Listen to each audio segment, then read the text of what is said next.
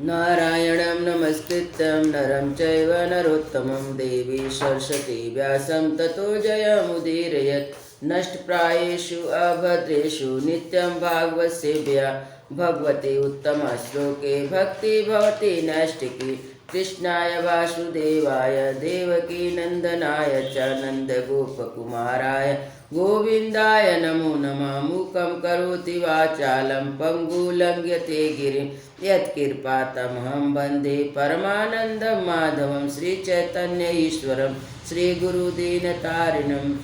श्रीमद्भागवत महापुराण अष्टम स्कंद पहला अध्याय। मनवंतरों का वर्णन। राजा परीक्षित ने पूछा, गुरुदेव, स्वयंभू मनु का विस्तार मैंने सुन लिया। इस वंश में उनकी कन्याओं द्वारा मारीच आदि प्रजापतियों ने अपनी वंश परंपरा चलाई थी। अब आप हमसे दूसरे मनुओं का वर्णन कीजिए। ब्राह्मण ज्ञानी महात्मा जिस जिस मनवंतरों में महामहिम भगवान के जिन जिन अवतारों और लीलाओं का वर्णन करते हैं उन्हें आप अवश्य सुनाइए। हम बड़ी श्रद्धा से उसका श्रवण करना चाहते हैं। भगवान विश्वभावन भगवान बीते हुए मनवंतरों में जो जो लीलाएं कर चुके हैं, वर्तमान मनवंतर में जो कर रहे हैं, आगामी मनवंतरों में जो कुछ करेंगे, वह सब हमें सुनाइए। श्री सुखदेव जी ने कहा, इस कल्प में स्वयंभू आदि 6 मनवंतर बीत चुके हैं। उनमें से पहले मनवंतरों का मैंने वर्णन कर दिया। उसी में देवता आदि की उत्पत्ति हुई थी। स्वयंभू मनु की पुत्री आकुति से यज्ञ पुरुष के रूप में धर्म का उपदेश करने के लिए तथा देवती से कपिल के रूप में ज्ञान का उपदेश करने के लिए भगवान ने उनके पुत्र रूप में अवतार ग्रहण किया था। परीक्षित, भगवान कपिल का वर्णन मैं पहले ही तीसरे स्कंद में कर चुका हूँ।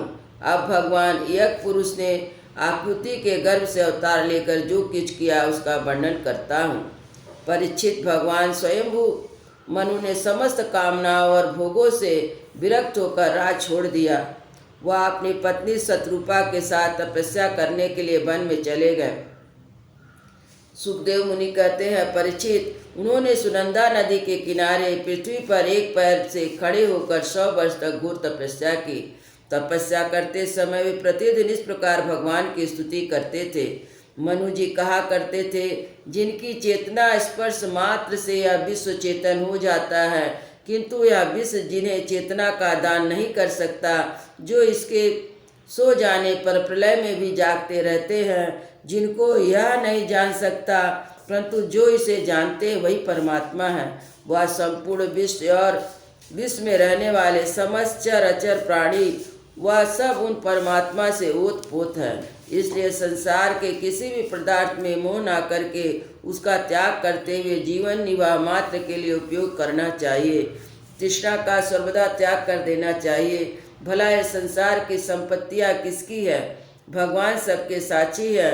उन्हें बुद्धि वृत्तियाँ या नेत्र आदि इंद्रियों से नहीं देख सकते, परंतु उनकी ज्ञान शक्ति अखंड है। समस्त प्राणियों के हृदय में रहने वाले उन्हीं स्वयं प्रकाश असंग परमात्मा की शरण ग्रहण करो, जिनका न आदि है न अंत, फिर मध्य तो होता ही कहाँ से, जिनका न कोई अपना है न पराया और न बाहर है न भीतर। वे विश्व आदि के अंत मध्य अपने पराये बाहर भीतर सब कुछ है। उन्हीं की सत्ता से विश्व सत्ता है। वही अनंत वास्तविक सत्य पर ब्रह्म है। वही परमात्मा विश्व रूप है। उनके अनंत नाम है। वे सर्वशक्तिमान सत्य स्वयं प्रकाश अजन्मा पुराण पुरुष हैं।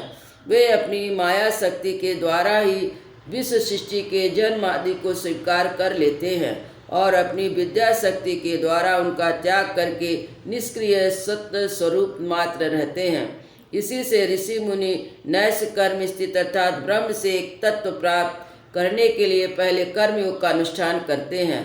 प्रायः कर्म करने वाला पुरुष यंत्र में निष्क्रिय होकर कर्मों से छुट्टी पा लेता है, परंतु वे सर्वशक्तिमान भगवान भी कर्म करते हैं, परंतु वे आत्मलाभ से पुण्य काम होने के कारण उन कर्मों में आसक्त नहीं होते।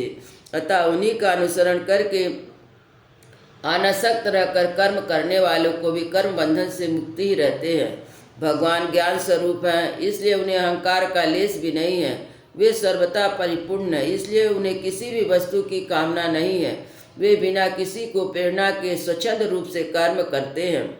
वे अपनी ही बनाई हुई मर्यादा में स्थित रहकर अपने कर्मों के द्वारा मनुष्य को शिक्षा देते हैं।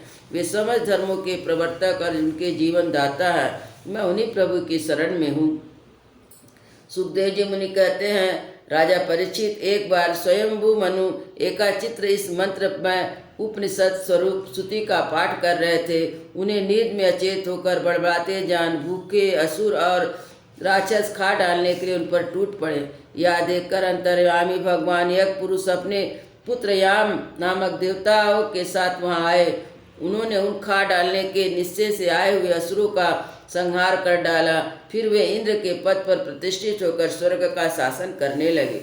परीक्षित दूसरे मनु वे स्वरोचिस, वे अग्नि के पुत्र थे। उनके पुत्रों का नाम द्युतिमान, सुषेण और रोचिष्मान था। उन मनमंत्रों में इनका नाम इंद्र था। रोचन प्रधान देवतागण थे और तुषित आदि ऊर्जस्थम आदि वेदवाणी गण सप्तर्षि थे। उन मनमंत्रों में वेदशिरा नाम के ऋषि की पत्नी तुषिता थी। उनके गर्भ से भगवान अवतार ग्रहण किए और विभु नाम से प्रसिद्ध हुए। वे आजीवन नैष्ठिक ब्रह्मचारी रहे। उन्हीं के आचरण से शिक्षा ग्रहण करके 88,000 व्रतनिष्ठ ऋषियों ने भी ब्रह्मचर्य व्रत का पालन किया। तीसरे मनु थे उत्तम, वे प्रियव्रत के पुत्र थे। उनके पुत्रों के नाम थे पवन, सिंजय, यज्ञहोत्र आदि। उन मनमंत्र में वशिष्ठ के प्रमद आदि 7 पुत्र सप्तर्षि थे। असत्य, वेदसुत और भद्र नामक देवताओं के प्रधान गण थे। इनका नाम था सत्यजित। उस समय धर्म की पत्नी सुनीता के गर्भ से पुरुषोत्तम भगवान ने सत्यसेना के नाम से अवतार ग्रहण किया था। उनके साथ सत्यव्रत नामक देवतागण भी थे।